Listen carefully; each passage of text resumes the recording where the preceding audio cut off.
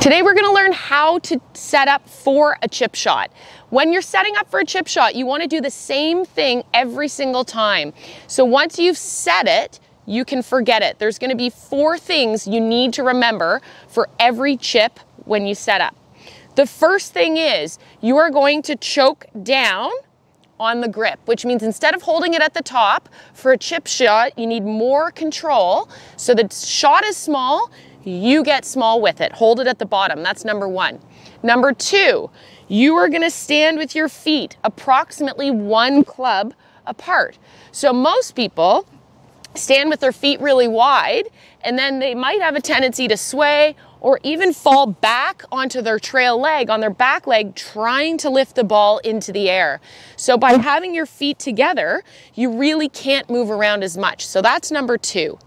Number 3 is you want to keep most of your weight, let's call it about 80% of your weight, on that front leg. And what that does is it helps you hit down at the grass. You'll notice I'm striking the ground and brushing that grass every single time I made those practice swings. If your weight's on your back leg, what happens is you either don't really hit the grass, or I hit it way behind the ball, about 5 inches behind the ball, not where I want to actually strike down into the ball. So that's number 3.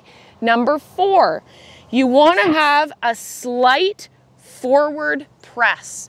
So a forward press is where instead of the club pointing up to your belly button, you're actually just pushing it forward towards your front hip. So as a right-handed golfer, that's my left hip, my front hip, and that really helps people keep moving through the shot as opposed to the dreaded flick, okay? This is what it looks like when I'm not holding a club, when I'm holding a club.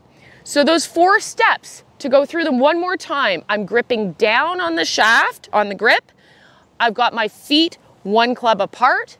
My weight is on the front, and my hands are to the front. Those are the 4 things that you need to remember setting up for a chip shot.